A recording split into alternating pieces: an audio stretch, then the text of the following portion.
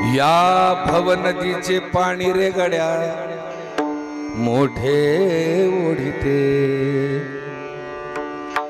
या भवनदीचे पाणी रे गड्या मोठे ओढिते। भल्या भल्या पोहणाऱ्यांना उलटूनी पाडीते, भल्या भल्या पोहणाऱ्यांना उलटूनी पाडीते, भल्या भल्या पोहणाऱ्यांना उलटूनी पाडीते, भल्या भल्या पोहणाऱ्यांना उलटूनी पाडीते। या भवनदीचे पाणी रे गड्या मोठे ओढिते, या भवनदीचे पाणी रे गड्या मोठे ओढिते। भल्या भल्या पोहणाऱ्यांना उलटूनी पाडीते, भल्या भल्या पोहणाऱ्यांना उलटूनी पाडीते, भल्या भल्या पोहणाऱ्यांना उलटूनी पाडीते, भल्या भल्या पोहणाऱ्यांना उलटूनी पाडीते। उलट उलट माघार गड्या फिरकोते खाशी, उलट उलट माघार गड्या फिरकोते खाशी, भरला पुरमायचा लोढा वाहून या दासी, भरला पुरमायचा लोढा वाहून या दासी,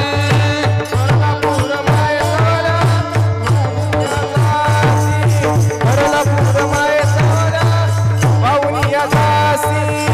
अविद्येचा पुरमामा वेगी ओसरेना, अविद्येचा पुरमामा वेगी ओसरेना, कल्पना सुसरीची मिठी सोडिता सुटेना, कल्पना सुसरीची मिठी सोडिता सुटेना।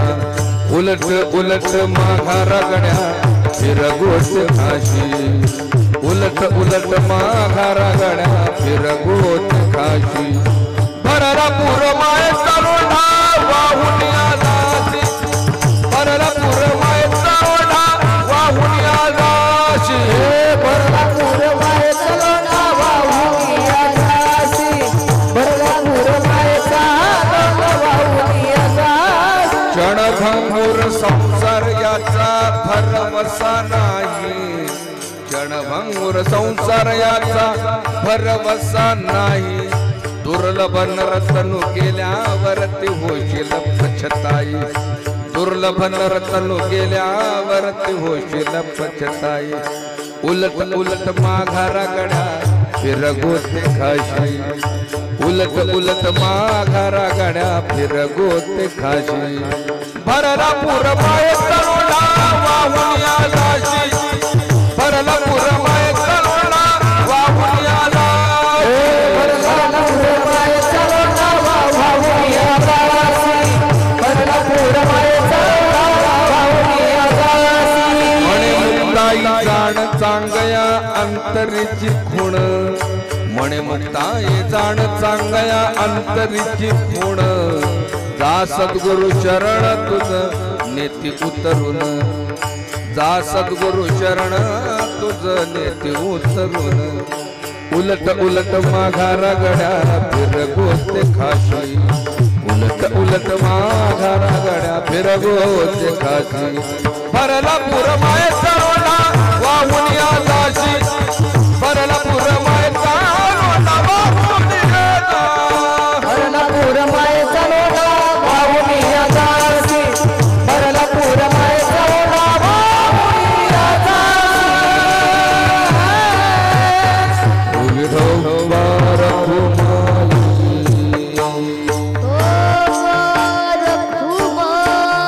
जय विठोबार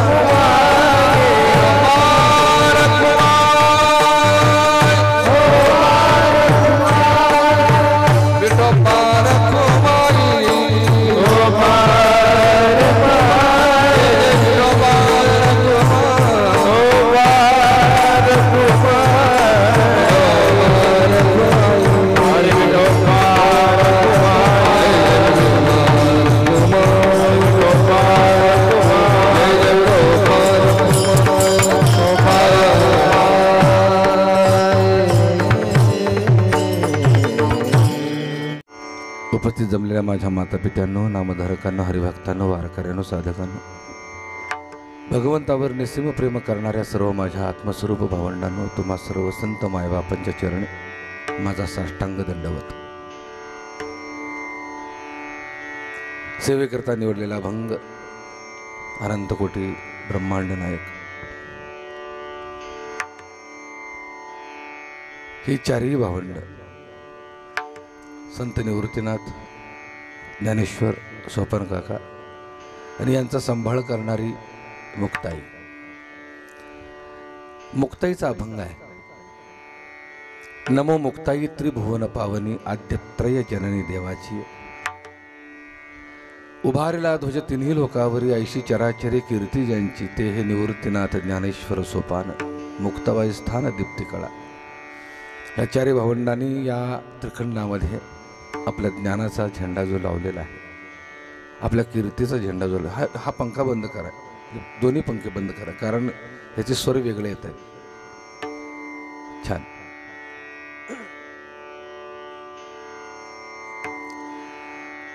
आणि अशा आदिशक्ती मुक्ताईनं भरपूर आयुष्य लाभलेल्या चांगदेवाला उपदेश केलेला आहे. भव नदीचे पाणी रे गड्या मोठे ओढीते, भल्या भल्या पोहणाऱ्यांना उलथोनी पाडीते. भले भले हात मारणारे आहेत या भवनदीच्या पात्रामध्ये, पण त्यांनाही उलटून पाडण्याचं सामर्थ्य ह्या भवनदीच्या पात्रात आहे. मग एक मार्ग आहे, उलट उलट माघारा गड्या फिरगोते खाशी. जिथून आलास तिथं मागं फिर, नाहीतर काय होईल, फिरगोते म्हणजे गाठकळ्या खाशील. भरला पूर मायेचा लोंढा वाहून या जाशी. अविद्येचा पूर बाबा वेगी ओसरेना, कल्पना सुसरीची मिठी सोडिता सुटेना. क्षणभंगुर संसार याचा भरवसा नाही, दुर्लभ नरतनु गेल्यावरती होशील पछताई. उलट उलट माघारा गड्या फिरगोते खाशी, भरला पूर मायेचा लोंढा वाहून या जाशी.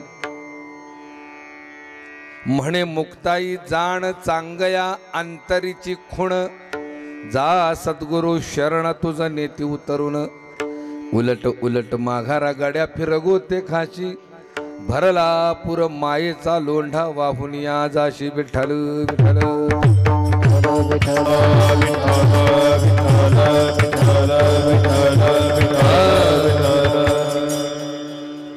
भावंडांनो, आजच्या कीर्तनाचं औचित्य खूप वेगळं आहे. सगळ्याच गोष्टी आलिशान आहे, ध्वनी व्यवस्था उत्तम आहे, मंडप छान आहे, नाही का, बसायला कार्पेट आहे. पण या मंडपाला एक दुःखाची झालर आहे. गेल्या वर्षी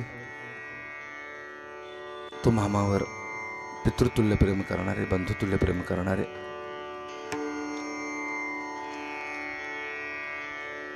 पंडितराव नारायण काकळीस काका यांनी देह ठेवला.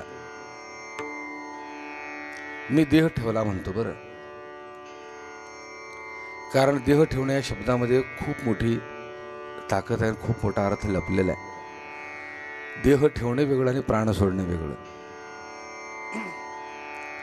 जे संत विचारानं प्रेरित झालेले आहेत, काकांच्या जीवनामध्ये जर पाहायला गेलं तर काकांचं नोकरीचं जीवन हे पोलिसातलं होतं, पण अंतःकरण त्यांचं अध्यात्मानं चिंब भिजलेलं होतं. तानपुरा बंद करा. हा,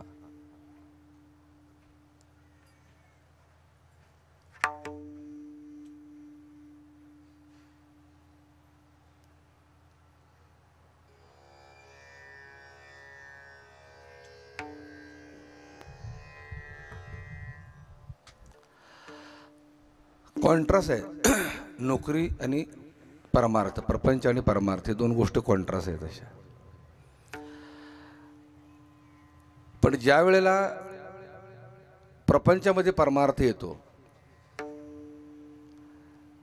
त्यावेळेला त्या जीवाचा देव होत असतो, आणि जेव्हा परमार्थामध्ये प्रपंच येतो त्यावेळेला तो जीव राक्षस होत असतो.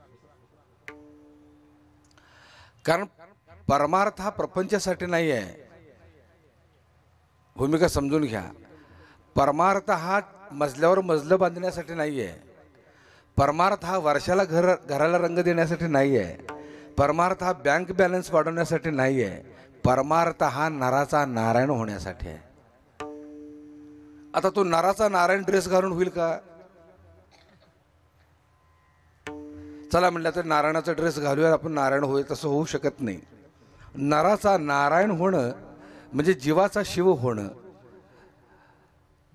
भगवंतांनी जे कर्म दिलेलं आहे ते कर्म नेक आणि चोखपणे पार पाडून ज्या वेळेला तो जीवात्मा परमात्म्याशी एकरूप होतो, आयुष्यभर हातात कर्म आहे पण चित्तात नाम आहे, अशी ज्याची अवस्था आहे तोच खऱ्या अर्थानं नराचा नारायण होतो. नराचा नारायण कोणीही होऊ शकतं. लक्षात ठेवा मी काय म्हणतोय. नराचा नारायण कोणीही होऊ शकतं. अगदी व्यापारी असेल, व्यावसायिक असेल, नोकरदार असेल, शेतकरी असेल, कोणीही होऊ शकतं. कारण कर्म वेगवेगळे आहेत पण ते कर्मच आहेत. पण कर्म करत असताना चित्तामध्ये भगवंताचं जर अखंड स्मरण असेल, लक्षात आलं का, तर तो परमार्थ आहे. प्रपंच आणि परमार्थ ह्या दोन गोष्टी वेगळ्या नाही आहेत. ज्याच्या प्रपंचामध्ये भगवंताचा अखंड अनुष्ठान आहे तोच खरा परमार्थ आहे आणि तोच खरा परमार्थ आहे. आणि परमार्थाची व्याख्या जाता जाता सांगून जातो. परमार्थ म्हणजे काय? परम अर्थ या शब्दाचा म्हणजे परमार्थाचा संधिफोड केला, शब्दफोड केला की परम अर्थ. परम म्हणजे त्रिकाल अबाधित सत्य आणि अर्थ म्हणजे प्राप्ती. परम म्हणजे त्रिकाल अबाधित सत्य, जे पूर्वी होतं, आता आहे आणि पुढे राहणार आहे, त्याला परम म्हणतात. आणि अर्थ म्हणजे त्या परम सत्याच्या प्राप्ती करता केलेला प्रयत्न म्हणजे अर्थ. अशा मिळून परमार्थ जो होतो, भूमिका समजून घ्या, त्रिकाल अबाधित सत्याची प्राप्ती करणं म्हणजे परमार्थ करणं. त्यासाठी गळ्यात तुळशीची माळ पाहिजे, कपाळाला गंध पाहिजे, गळ्यात टाळ पाहिजे, हरिपाठ पाठ पाहिजे, वाऱ्या पाहिजे, नाही का दिंड्या पाहिजेत. मी हे सांगितलं ना, हे प्रपंचच आहे. हे सांगितलं हा देखील प्रपंचच आहे. दिंड्या काढणं, गळ्यात माळा घालणं, कपाळाला गंध लावणं, वाऱ्या करणं, एकादशा धरणं, हा प्रपंचच आहे. पण प्रपंच ज्या हेतूनं केला जातो तो हेतू शुद्ध पाहिजे, तो परमार्थिक पाहिजे. लक्षात ठेवा, तरच तो परमार्थ होऊ शकतो. माझी भूमिका लक्षात ठेवा. मग कोणतंही काम असू दे. आमच्या काकांचं काम काय होतं? खल निग्रहणाय आणि सद रक्षणाय. दिसताना जर ही मंडळी टेरिफिक दिसत असली तर ते त्यांचा धाक पाहिजेच. धाक त्यांचा पाहिजे, त्याशिवाय पर्याय नाही. पण काकांच्या बाबतीत जर पाहायला गेलं तर वरून धाक होता पण आतनं मात्र मृदू होते. ते खूप परमार्थिक होते. त्यांचं लेकरू सचिन दादा सकाळी म्हणत होता की माझे बाबा तुमची कीर्तन एवढे ऐकायचे. ते लेकरू इतकं अंतःकरण, भावयुक्त अंतःकरण, भरले अंतःकरण सांगत होतं की बाबा तुमचे कीर्तन खूप ऐकायचे आणि तुमच्या कीर्तनातले अभंग सुंदर माझे जाते ग, भवनदीचे पाणी रे गड्या. म्हणजे अभंग त्यांनी माझी कीर्तन सगळी सांगितली त्यांनी. ऐक मानवा भाई, हे म्हणले सतत गुणगुणायचे, तुमची कीर्तन ऐकायचे. म्हणजे एक पोलीस खात्यातला माणूस, एका उच्च पदावर असलेला माणूस किती परमार्थिक असू शकतो. अभंग ज्या माणसानं पाठ केलेत त्याचं अंतःकरण किती शुद्ध असेल, किती परमार्थिक असेल. आणि अशी व्यक्ती प्रपंच केला, नेटका केला, सुंदर केला, कुटुंबाला सुशिक्षित बनवलं, आदर्शवत बनवलं आणि तिने देह ठेवला. जाणं येणं प्रत्येकाला आहे. कोण थांबायला आले नाही. कोणीच नाही. जो आलाय त्याला जायचं आहे.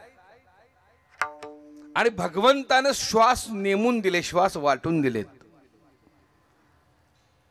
तेवढे श्वास झाले की आपला इथला कार्यभाग संपला. आम्ही आता आल्यापासून पाहतोय माऊलींच्या माऊल्यांच्या चेहऱ्यावरून म्हणजे डोळ्यातून अश्रू ओघळतायत, दुःख व्यक्त करतायत ते. पण एक भूमिका लक्षात ठेवा, भगवंतानं जन्म आमच्या हातात दिला नाही, भगवंतानं मृत्यू आमच्या हातात दिला नाही, पण भगवंतानं दिले काय, अत्यंत महत्वाची वेळ दिलेली आहे. ते कोणती? जन्म आणि मृत्यूच्या मधला अंतर. आयुष्य केवढा मोठा आहे यापेक्षा ते आयुष्यात केलेलं कार्य किती महान आहे हे महत्वाचं आहे. आणि जी माणसं बुद्धिमान असतात, जी माणसं परमार्थिक असतात, जी माणसं लोकप्रिय असतात, जी माणसं समाजाभिमुख असतात, अशी माणसं अशा माणसांना आयुष्य कमी आहे. ज्ञानोबरांचं आयुष्य काय होतं? 22 वर्षाचं. स्वामी विवेकानंदांचं आयुष्य काय होतं? 32 वर्षाचं. फार मोठे नाहीत. आद्य शंकराचार्यांचं आयुष्य, ज्यांनी गीतेवरती पहिलं भाष्य केलं व्यासांच्या, त्यांचं आयुष्य फक्त 36 वर्षाचं आहे. आपले विदर्भातले संत महात्मे गुलाबराव महाराज माहित आहेत, फक्त 36 वर्षाचं आयुष्य. पण या मंडळीने जे अलौकिक कार्य करून ठेवले ना, लक्षात आलं का? हजारो वर्ष एखाद्याला जरी मिळाली तरी त्या आयुष्यामध्ये हे कार्य होणार नाही, एवढं कार्य मोठं या कमी वयात ह्या मंडळींनी केलेलं आहे. म्हणजे भूमिका समजून घ्या. आयुष्य किती मिळालं त्याच्यापेक्षा बघा, आजच्या अभंगामध्ये मुक्ताईनं 1400 वर्षाच्या चांगदेवाला उपदेश केलाय. किती वर्षाच्या? फुकटच घ्या. 1400 वर्षाचं आयुष्य म्हणजे काय उपयोग? 9 वर्षाच्या मुक्ताईनं 1400 वर्षाच्या चांगदेवाला उपदेश करणं म्हणजे काय उपयोग? ते उगीच वेळ वाया गेली ना म्हणा चांगदेवाची. त्या आता इथं निमित्त आहे, भूमिका समजून घ्या. चांगदेवाला मिळालेलं आयुष्य हे अत्यायुष्याचं प्रतीक आहे. चांगदेवाचं वर्णन करत असताना ज्ञानोबांच्या भेटेला ज्यावेळेला चांगदेव निघाले त्यावेळेला ते वाघावर बसले होते. वाघावर बसणे हे काय आहे? सत्तेचं प्रतीक आहे. हातामध्ये सर्पाचा चाबूक होता, ते कशाचं प्रतीक आहे? अनुशासनाचं प्रतीक आहे. माग पुढं ढोल दमामे नगारे नाही का, टाळ मृदुंग आणि लाखो शिष्यगण, हे कशाचं प्रतीक आहे? हे ऐश्वर्याचं प्रतीक आहे. म्हणजे ज्याच्याजवळ ऐश्वर्य आहे, सत्ता आहे, पद आहे, संपत्ती आहे, मान आहे, लौकिक आहे, पण त्याला अक्कल असते अशातला भाग नाही. त्याला अक्कल असतीच असं समजू नये, त्याला परमार्थ कळतो असं समजू नये. सगळ्या गोष्टी असतात पण परमार्थासाठी ह्या गोष्टीची गरज आहे का तर अजिबात नाही. अति आयुष्याची गरज आहे का तर अजिबात नाही. जर तसं असतं, अनुभव सिद्धता पाहिजे असं जर वाटत असतं, वय जास्त पाहिजे असं जर वाटत असतं, अवस्था निर्माण होण्यासाठी अतिवयाची गरज असं जर असतं, तर 9 वर्षाच्या मुक्ताईनं 1400 वर्षाच्या चांगदेवाला उपदेशच केला नसता. आता एक महत्वाचा विषय इथे एक आहे. या चारी भावंडांच्या कडे पाहताना थोडासा वेगळा दृष्टिकोन प्रत्येकाला ठेवला पाहिजे. कारण ज्ञानोबाने त्यांच्यासाठीच ज्ञानेश्वरीमध्ये ओवी लिहून ठेवलेली आहे. तै दशेची वाट न पाहता, वयसेची या गावा न जाता, बालपणीच सर्वज्ञता मिळेत या. माझं बोलणं कळते का? तै दशेची वाट न पाहता, म्हणजे ती अवस्था निर्माण व्हावी आणि मग कुठं तो परमात्मा प्राप्त व्हावा. वयसेची या गावा न जाता, वयात आल्याशिवाय प्रपंच होऊ शकत नाही, संसार होऊ शकत नाही. वयात यावं लागतं, अनुभव यावा लागतो, तेव्हा कुठं लग्न होऊन प्रपंच होत असतो. पण या चारी भावंडांच्या दृष्टीने तसं नाही आहे. तै दशेची वाट न पाहता, वयसेची या गावा न जाता, कारण बालपणीच सर्वज्ञता मिळेत या. बालपणीच सर्वज्ञता घेऊन जन्माला आली ही चारी भावंड. त्यांचं तर आयुष्य किती आहे? किती आयुष्य?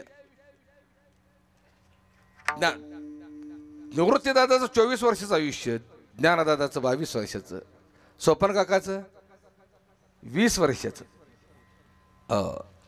कारण ही जन्माला येताना 2-2 वर्षाच्या अंतराने जन्माला आलीत.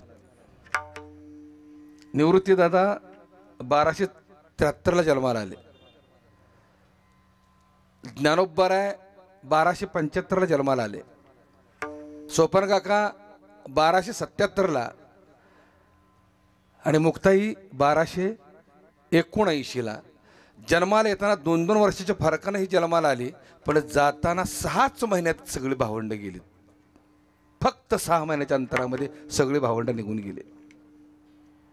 हे महाराष्ट्राचं दुर्दैव आहे, किंबहुना या विश्वाचं दुर्दैव आहे म्हणायला काही हरकत नाही. पण असो, त्या भावंडांनी जे केलं, वैराग्याचे निज नावाडे आढळ बैसले चहूकडे, विषयांच्या आदळ रोकडे, हो वेचून तडफडे काढी ती काठा. ही 4 भावंड 4 दिशेची दीपस्तंभ आहेत, लक्षात ठेवा. आणि या दीपस्तंभाच्या माध्यमानं बुडत असलेली जे नाव आहे, जे नवका आहे. दीपस्तंभ कधी उपयोगाला येतो? समुद्रामध्ये नाव भरकटली की तो कप्तान पहिल्यांदा दीपस्तंभ पाहतो, कुठं दीपस्तंभ फिरतोय का, कारण तो किनारा असतो.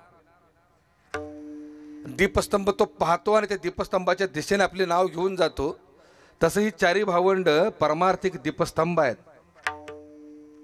आणि तुमची आमची नौका आहे ना, ही बुडत चाललेली आहे, आणि त्याला वाचवण्यासाठी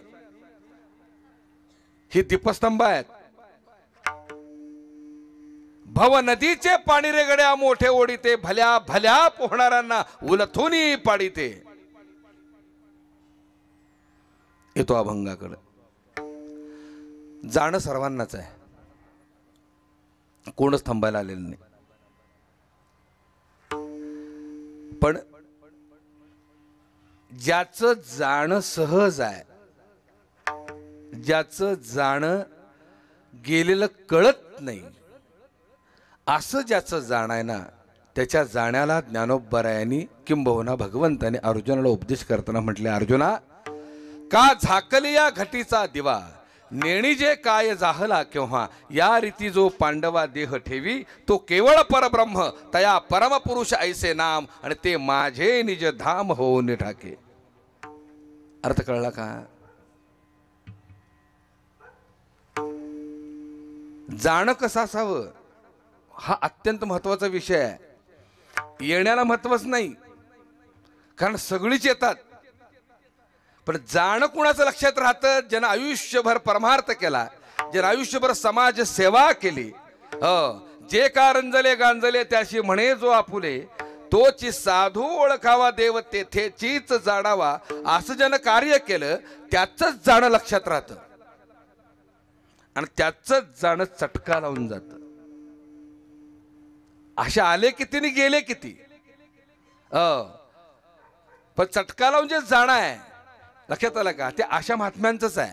भूमिका समजून घ्या. का झाकली या घटीचा दिवा, दिवा पेटलेला आहे आणि त्याच्यावरती भांडं उपडं ठेवलं. आता तो दिवा आतनं पेटलाय का विझलाय हे कळतं का? भांड्यामुळं कळत नाही. या रीती जो पांडवा देह ठेवी, आता पहिल्यांदाच मी वाक्य वापरलं काकांच्या बद्दल, काकांनी देह ठेवलेला आहे. आता देह ठेवणं वेगळं आणि प्राण सोडणं वेगळं. प्राण कोण सोडतं माहिती आहे का? ही देहाला जी चिकटून बसलीत ना, ती प्राण सोडतात. आणि देह कोण ठेवतं? या देहाबद्दल जे अनासक्त आहेत, आसक्तीच नाही या देहाबद्दल, ओढच नाही या देहाबद्दल, अशी मंडळी देह ठेवतात आणि पंचतत्वात विलीन होतात, परमात्मा स्वरूपात जाऊन मिसळतात. भूमिका समजून घ्या. तो केवळ परब्रह्म तया परमपुरुष ऐसे नाम, आणि ते माझे निज धाम होऊन ठाके. अर्जुना, तो माझ्या गावाला येऊन राहतो. जाणं सहज असावं. आणि संत महात्म्यांचं जाणं आहे ना, तुमच्या आमच्यासारखंच आहे.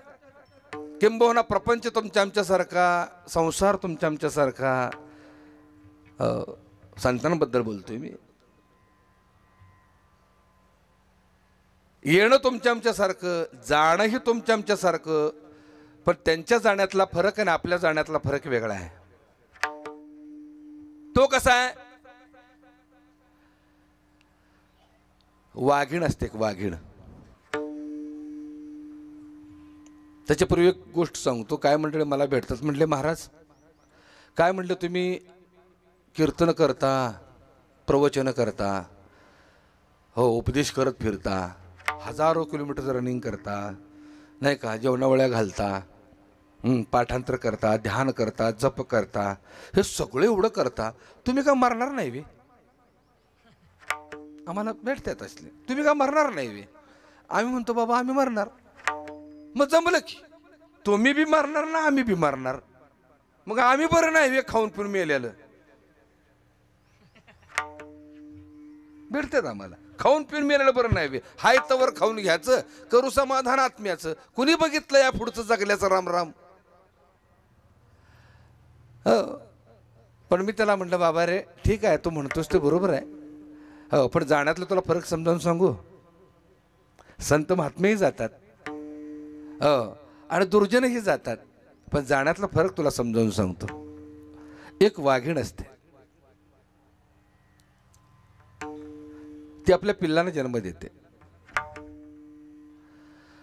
आणि पिल्लांना जन्म दिल्यानंतर या गुहेतून त्या गुहेत घेऊन जाण्यासाठी ॲम्ब्युलन्स बोलवते का होती? काय करते ते? चढ आहे त्यामुळे थोडंसं वाजवू नका. हां येतं आहे माझ्याकडे तानपुरा चालू. ते ॲम्ब्युलन्स बोलवत नाही, ती काय करते आपल्या जबड्यात धरते, दातात धरते त्या पिल्लाला आणि दुसऱ्या गुहेत घेऊन जाते. दात लागतात का? अजिबात दात लागत नाहीत बघा. हो पण तीच वाघीण जर एखाद्या शिकारीच्या मागं लागली, ताणून धरते त्या शिकारीला, ताणून, हो आणि बरोबर गळ्याला धरते, चरा चरा चरा चरा रक्त पिऊन टाकते. ती शिकार, ते प्राणी बिचारा हातपाय झाडत असतं सुटण्यासाठी. सुटतं का होते? एकदा जबड्याला धरलं, गळ्याला धरलं की सोडत नाही. हो सुटण्यासाठी हातपाय हलवत असतो तो प्राणी, पण सुटत नाही. जसा लेकरासाठी न्याय वेगळा आहे, जबडा तोच, दात तेच, हो पण आपल्या लेकराला दात लागू देत नाही, पण शिकार सापडलं की हो त्याला जिवंत सोडत नाही. तसाच काळाचा नियम आहे, तसाच काळाचा नियम आहे. जो सहज जातो त्याला भगवंत घेऊन जातो, आणि जो हातपाय झाडून जातो ना, टाचा घासून जातो ना, त्याला काळ घेऊन जातो. अर्जुना माझा भक्त देखून या, यम काळ जाती सांडून या, त्याशी मी विमानी बैसून या आपण पैन येत असे. माझ्या भक्ताकडे पाहून यमाने काळ टाकून जातात का? हे वशिल्याचं आहे, हे आपलं नाही, आपला त्याचा संबंध नाही. आपण दुसऱ्याला घेऊन जाऊ का? याला घेऊन जाण्यासाठी भगवंत हजर आहेत. भूमिका समजून घ्या. या नाव सहज जाणं, अर्थ कळला का? हा आता काकांच्या बाबतीत म्हणा किंवा अशा महात्म्यांच्या बाबतीत म्हणा जर विचार केला तर काय मंडळी म्हणतील, म्हणले हो काकाने प्रपंचच केला, परमार्थ कुठे केला?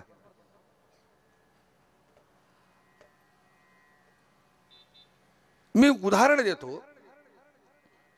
प्रपंच हा प्रत्येकाला आहे, जो जो या देहात जन्माला आला त्याला प्रत्येकाला प्रपंच आहे का नाही? त्यानं संन्यासी राहण्यासाठी वेगळे कपडे घालावीत, वेगळ्या ठिकाणी राहावं, जंगलात राहावं, भगवी वस्त्र परिधान करावीत, वेगळं खावं, म्हणजे प्रापंचिकापेक्षा वेगळं राहावं म्हणजे तो परमार्थिक. असं आहे का? असं नाही होऊ शकत. संन्याशाला संन्यासी समजत असताना तुम्ही आम्ही पोशाखावर जातो, त्याच्या आचारावर जातो, त्याच्या विचारावर जातो, त्याच्या आहारावर जातो, तसा त्याचा अर्थ नाही. कर्माचा अधिकार प्रत्येक मनुष्य देहाला दिलेला आहे, प्रत्येक मनुष्य जीवाला दिलेला आहे आणि तो त्यानं कर्तव्यदक्षपणे पार पाडणं हा त्याचा धर्म आहे. मग संन्यासी कोणाला म्हणावं? त्यालाच म्हणावं का? त्याची अवस्था ज्ञानोबाराने सांगताना सांगितलंय, अर्जुना मी आणि माझेपण विसरले जयाचे अंतःकरण, पार्था तो संन्यासी जाण निरंतर. मी आणि माझेपण ज्याचं विरलेलं आहे, संपलेलं आहे, तोच खऱ्या अर्थानं संन्यासी आहे. अर्थ कळला का? आमचे रतन टाटा संन्यासी नव्हते? एवढा ऐश्वर्य असताना देखील परोपकार, आणि जाताना सहज गेले. हातपाय झाडले का हो त्यांनी? एवढं म्हटलं ऐश्वर उभं केले, आता ह्याला वाली कोण, ह्याला धनी कोण, काय संबंध नाही. सहज निघून गेले. त्यांच्या हातून जे कर्म घडलं, अनेकांचे संसार उभे केले, केले की नाही? अनेकांचे संसार त्यांच्या जीवावर चालले होते का नाही? ते जरी दिसताना तुम्हाला ऐश्वर्यवान दिसले, तर वृत्ती त्यांची संतांची होती. का? समाजसेवा, service to man is service to God. म्हणजे जीवांची सेवा ही खरी ईश्वराची सेवा आहे. अशी ज्यांची वृत्ती, ते संतच आहेत. पोशाख वेगळा आहे म्हणून ते संत नाहीत का? त्याच्या पुढची गोष्ट सांगू. तुमच्या आमच्यासारखा त्यांचा प्रपंच आहे, संत महात्म्यांचा प्रपंच आहे. तुमच्या आमच्यासारखंच सगळ्या गोष्टी आहेत. फक्त ते तुमच्या आमच्यासारखं का जगतात माहीत आहे? एक कुठली तरी आशा त्यांना मागत ठेवावी लागते. ते कशासाठी? जीवाच्या उद्धारासाठी, जीवाच्या कल्याणासाठी. रामकृष्ण परमहंसाचा दृष्टांत देतो. रामकृष्ण परमहंस इतके भोळे होते, इतके भाविक होते, इतके संत वृत्तीचे होते. बोलता बोलता जरी सहज देव हा शब्द कानी पडला तर तिथं त्यांची समाधी लागायची. अवस्था म्हणाल तर एकदम साधी, एकदम साधी. कोणी म्हणेल वेडेच आहे ते, त्यांचा अवतारच तसा होता. पण ते पोहोचलेले होते. जगात पिशाच्य अंतरी शहाणा, सदा ब्रह्मी जाणा निमग्न तो. जगामध्ये वेड्यास, पिशाच्य म्हणजे वेड्यासारखं, अंतरी शहाणपण रामकृष्ण परमहंसांच्या भरलेलं होतं. आणि सदा ब्रह्मी जाणा निमग्न तो, ब्रह्मानंदात सतत सतत विलीन होते ते. पण त्यांना एक सवय होती. काय सवय होती? घरी त्यांच्या शिष्यवर्ग यायचे, ज्ञानी बुजुर्ग अनुभवी लोक यायचे, आणि त्यांची आध्यात्मिक चर्चा सुरू व्हायची रामकृष्ण परमहंसांमध्ये त्यांच्यामध्ये. चर्चा सुरू असताना मधनच उठायचे ते आणि स्वयंपाकघरात जायचे. शारदामाई स्वयंपाक करत असायच्या. रामकृष्ण उठायचे, किचनमध्ये जायचे, आणि स्वयंपाक करता करता चपातीचा घास, भाकरीचा घास, मोड भाजी घेणे खायचे, आणि परत येऊन बसायचे. हे शारदामाईला काय पटत नव्हतं. म्हणले ह्याला काय अर्थ आहे का? म्हणले काय माणसं म्हणतील, एवढं तुम्ही तत्वज्ञान सांगता, एवढं तुम्ही अध्यात्मज्ञान सांगता, आणि तुमच्या जिभेवर तुमचं नियंत्रण नाही, ह्याला काय अर्थ आहे का? म्हणले. रामकृष्ण म्हणाले असू दे ग बाई, तेवढी एक सवय असू दे. पुन्हा चर्चा सुरू झाली की रामकृष्ण आज जायचे, घास मोडायचे, स्वयंपाक करता करता मुखात घालायचे, आणि परत बाहेर यायचे. एके दिवशी शारदामाईनं अडवलं. थांबा म्हणलं, अजिबात हात लावायचा नाही. तुम्हाला कळतं का? म्हणले कसं दिसतंय ते दिसताना. का करता तुम्ही हे? रामकृष्णांनी इतकं सुंदर उत्तर दिलं शारदेला. शारदे, खरं सांगू, एवढीच एक वासना माझी शिल्लक आहे. बरं, ही वासना मी काय ठेवली माहीत आहे? जगाच्या उद्धारासाठी, जगाच्या कल्याणासाठी, जनहितार्थ. ही मी एक सवय ठेवलेली आहे, ही एक वासना शिल्लक ठेवलेली आहे. माझ्या सगळ्या वासना तुटलेल्या आहेत. एवढीच एक वासना मी शिल्लक ठेवलेल्या आहे जगाच्या हिताकरता. आणि शारदे, तुला मी जाता जाता महत्वाची गोष्ट सांगतो. ज्या दिवशी मी मला जेवण नको म्हणेन, त्याच्या तिसऱ्या दिवशी हे मी जग सोडलेलं असेल, लक्षात ठेव. शारदामाईला वाटलं काहीतरी बोलून जातात. संत महात्म्यांचं सहज बोलणं हे सत्य असतं बरं का, आणि परखड असतं, पण सर्वसामान्यांना ते कळत नाही. अनेक संत महात्म्यांनी आपलं जाणं सांगून ठेवलेलं आहे, पण सर्वसामान्यांना ते कळत नाही. काय बोलून जातात, पण नेमके त्या दिवशी ते गेलेले असतात. चर्चा चालू होती रामकृष्ण परमहंस आणि त्यांच्या शिष्यांमध्ये.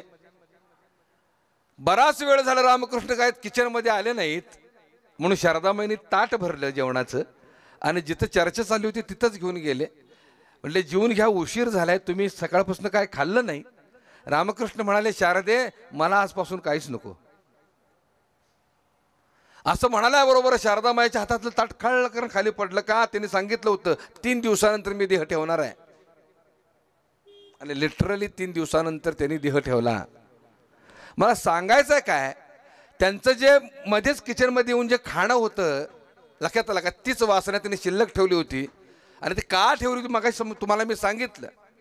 जसे नाव आहे किनाऱ्याला, मोठी जहाज आहे मोठीच्या मोठी, ते किनाऱ्याला बांधून ठेवण्यासाठी अनंत साखळ्याने तिला बांधून ठेवलेले असते.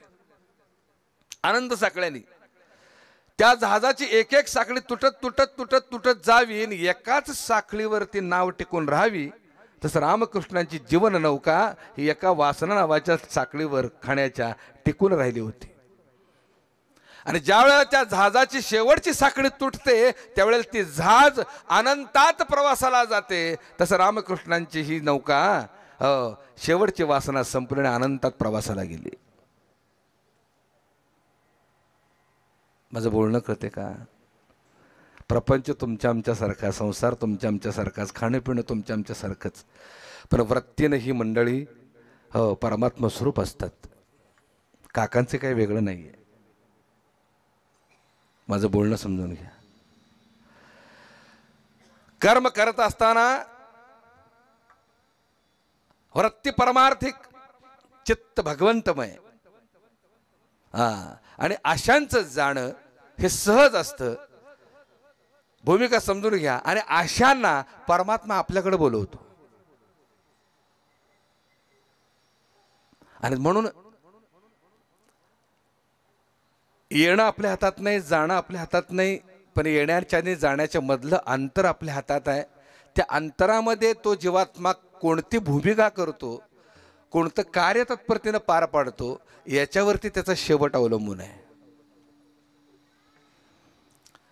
एक सुभाषितकारानं सुंदर म्हण लिहून ठेवलेलं आहे बघा, योद्धा पाहावा रणी आणि साधू पाहावा मरणी. आणि त्याच्या पुढची गोष्ट सांगू,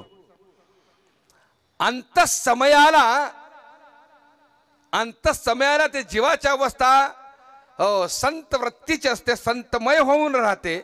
आणि अखेरच्या श्वासाला ज्याच्या मुखामध्ये नाम येतं तेच खऱ्या अर्थानं परमात्ममय, भगवंतमय. लक्षात ठेवा. माझं बोलणं कळते का? आयुष्यभर किती पैसे मिळवले, काय केलं त्याच्यावर का अवलंबून नाही, त्याचा शेवट कसा झाला त्याच्यावर अवलंबून आहे. याजसाठी केला होता अट्टहास, याजसाठी केला होता अट्टहास, याजसाठी केला होता अट्टहास, याजसाठी केला होता, याजसाठी केला होता अट्टहास, याजसाठी केला होता अट्टहास, याजसाठी केला होता अट्टहास, याजसाठी केला होता अट्टहास. शेवटचा दिस गोड व्हावा, शेवटचा दिस गोड व्हावा, आता निश्चिंतीने पावलो दिसावा, आता निश्चिंतीने पावलो दिसावा. शेवटचा दिस गोड व्हावा, शेवटचा दिस गोड व्हावा, आता निश्चितीने पावलो दिसावा, आता निश्चितीने पावलो पावलो दिसावा, पावलो दिसावा. वा, ओंकार महाराज, सदानंद बाबा, खूप छान. याजसाठी केला होता अट्टहास, शेवटचा दिस गोड व्हावा. परमार्थाचा अट्टहास आहे ना, हा शेवटचा दिवस गोड होण्यासाठी आहे. आयुष्यभर जन परमार्थ केला, अहर्निशी सदा परमार्थ करावा. आयुष्यभर जन परमार्थ केला. आता मगाशी सांगितलं मी, परमार्थ म्हणजे चित्त भगवंताच्या ठिकाणी आणि हाताला दिलेलं भगवंतानं कर्म, या नाव परमार्थ. सोपी व्याख्या आहे. अहर्निशी सदा परमार्थ करावा. हा,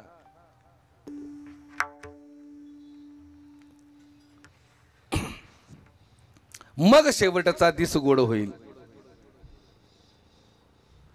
आजमेळाची गोष्ट प्रत्येक जण ऐकतो बघा. आजमेळा पापराशी, नामी गेला वैकुंठाशी.